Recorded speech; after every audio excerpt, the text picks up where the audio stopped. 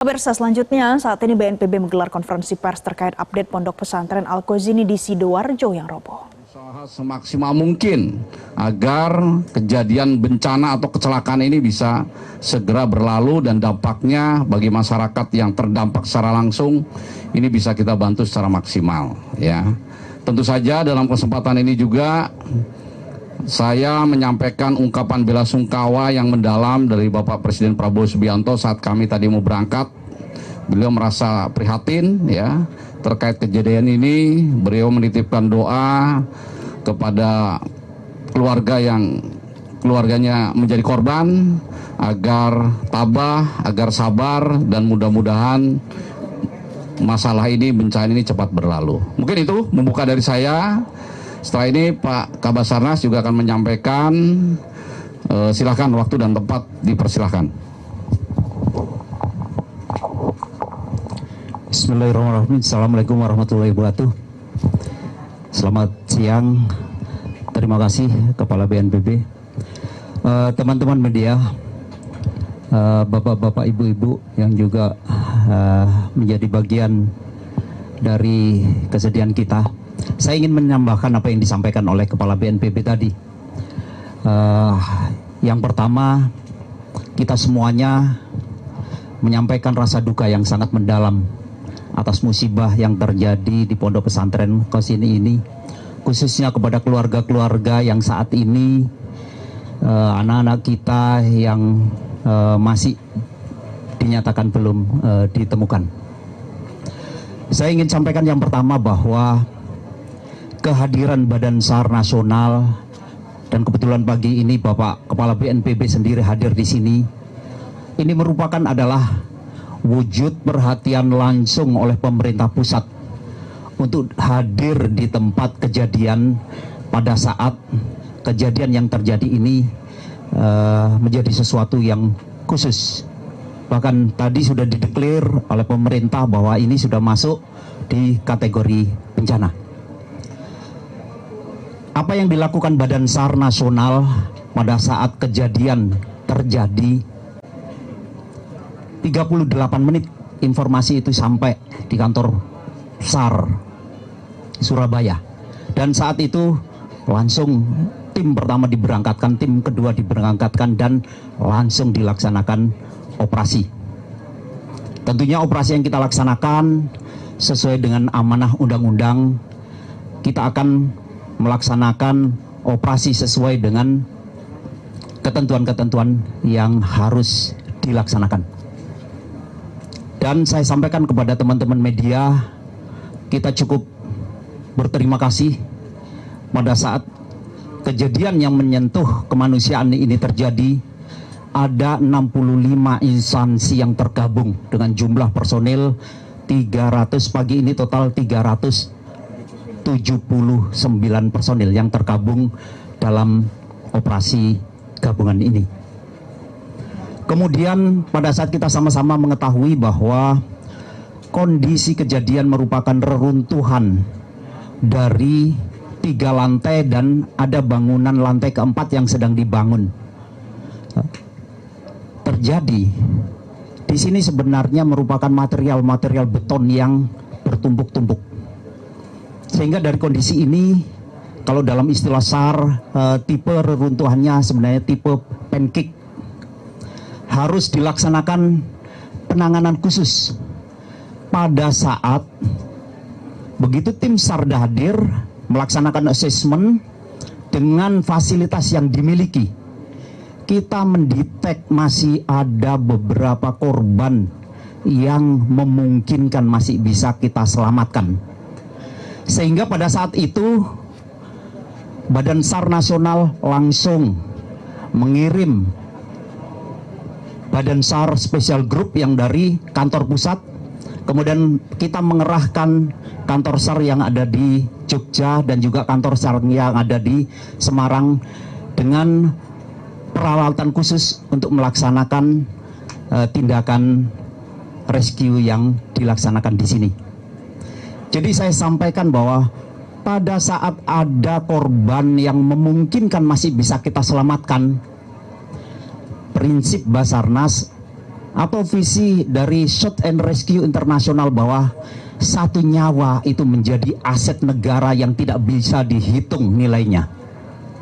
Karena memungkinkan, apalagi di sini yang menjadi korban adalah anak-anak kita, yang memungkinkan bisa membawa negeri ini mudah-mudahan bisa lebih baik. Karena itu operasi yang kita laksanakan benar-benar serius, menggunakan aturan-aturan yang ada, dan teman-teman juga tahu bahwa kemampuan Badan SAR Nasional tergabung dalam International Search and Rescue Advisor Group. Kita memiliki sertifikat untuk penanganan khusus, sehingga apa yang kita lakukan disitulah kadang-kadang kita butuh teman-teman media untuk bisa mensosialisasikan kepada masyarakat. Bukan berarti kita tidak menginginkan masyarakat untuk ikut bergabung untuk segera melaksanakan penyelamatan bersama-sama. Satu hal sedikit yang ingin saya sampaikan. Jadi pada saat kita menggunakan teknologi untuk mendetek di mana ada korban yang masih memungkinkan hidup ataupun yang dinyatakan sudah meninggal, kita memiliki teknologi. Mulai dari alat-alat detektor sampai kita menggunakan drone thermal. Dan sistem alat ini bekerja atas dasar suhu tubuh manusia yang melaksanakan aktivitas. Kalau di situ banyak orang, alat-alat ini tidak akan pernah bisa bekerja dengan baik. Karena itu sebenarnya kemarin misalkan ada tindakan untuk clear area, semua personil diajak untuk keluar. Bukan karena kita tidak kepingin teman-teman media untuk ikut bergabung melihat secara nyata. Kita bekerja profesional, apapun yang kita lakukan setiap saat akan kita declare. Saya melaksanakan press release di kantor pusat Basarnas, sudah saya sampaikan ke teman-teman media, dan saya sampaikan untuk informasi secara berkala.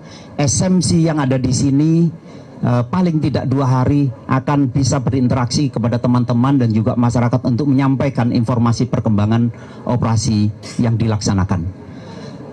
Jadi kita mengharapkan operasi ini bisa segera kita selesaikan.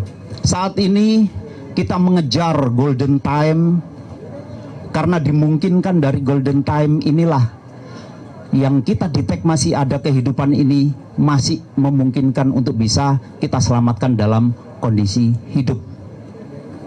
Sesuai teori memang 72 jam. Namun pada saat kita sudah bisa menyentuh korban, kita sudah bisa mensuplai minuman, vitamin, bahkan infus sudah bisa kita berikan, memungkinkan yang bersangkutan ini bisa bertahan lebih lama. Terkait dengan kesulitan, kita tahu sendiri bahwa konstruksi yang saat ini terjadi, reruntuhan ini, satu titik ada getaran saja bisa menimbulkan dampak-dampak yang lain. Sehingga kita akan melakukan alternatif tindakan. Saat ini untuk menyentuh ke titik korban, kita harus kita membuat gorong-gorong di bawah tanah. Dan kalau kita tahu konstruksi awal dari permukaan dasar dari bangunan ini merupakan timbunan-timbunan dari bangunan-bangunan lama. Sehingga pada saat kita membuat galian ini pun beresiko kiri kanan juga ada longsoran-longsoran kecil. Sehingga akses untuk bisa masuk hanya relatif di 60 cm. Karena ada di situ ada kolom-kolom beton-beton yang terjadi. Dan itulah sebenarnya yang kita hadapi, bukan berarti kita tidak kepingin terbuka masyarakat untuk bergabung, tapi untuk dipahami bahwa pada saat kita melaksanakan tugas khusus dalam rescue ini memang perlu adanya clear area, misalkan seperti itu. Nah, secara teknis mungkin nanti dari tim yang tergabung dalam operasi gabungan ini, Pak Freezer bisa memberikan informasi secara utuh kondisi yang ada mungkin secara umum dan bisa disampaikan untuk bisa memberikan informasi kepada masyarakat. Saya rasa itu nanti mungkin kalau ada pertanyaan kita ingin berinteraksi, kita ingin sampaikan. Tunggu biar dari Pak Freezer dulu menyampaikan secara teknis yang sudah dilaksanakan. Saya persilakan. Baik, terima kasih Bapak Kabadan, Bapak Kepala BNPB, Pak Sekda. Assalamualaikum warahmatullahi wabarakatuh. Mohon izin memperkenalkan diri, nama saya Emi Freezer, Kepala Subdirektorat Pengendali Operasi Bencana dan Kondisi Membahayakan Manusia dari Direktorat Operasi Kantor Basarnas Pusat.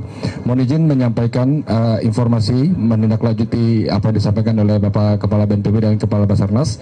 Kondisi umum yang dapat kami sampaikan dan kita sama-sama bisa melihat sendiri dari lokasi bahwasanya konstruksi bangunan yang utamanya dari 4 lantai, lalu kemudian akibat kegagalan konstruksi ini jatuhnya adalah kegagalan konstruksi, kemudian berubah menjadi tumpukan atau istilah internasional itu pancake model.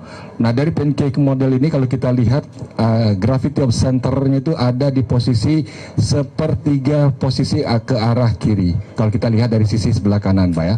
Kemudian dari posisi trap yang ada di bawah ini ada perbedaan ketinggian antara level di bangunan bagian dasar, sehingga pada saat posisi gravity of center yang ada di posisi tengah ini menutup akses, maka akses di sebelah tertutup sama sekali karena sudah sama-sama flat dengan lantai dasar.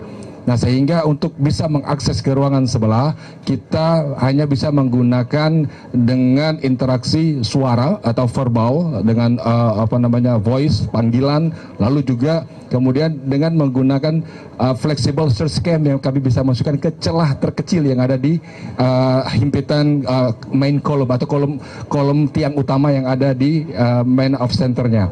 Lalu kemudian kalau Bapak-Bapak lihat dari konstruksi yang ada di kolom utama tengah itu posisinya hampir berbentuk U-shape. Artinya kalau kita melihat konstruksi dari sebuah bangunan secara standar, standarnya adalah apabila dia mengalami kegagalan konstruksi harusnya dia patah, bukan melengkung. Atau artinya kalau kita melihat ini adalah elastisitasnya sangat tinggi. Artinya kalau kita bicara melihat dari bukti. Jelajahi cara baru mendapatkan informasi. Download Metro TV Extend sekarang.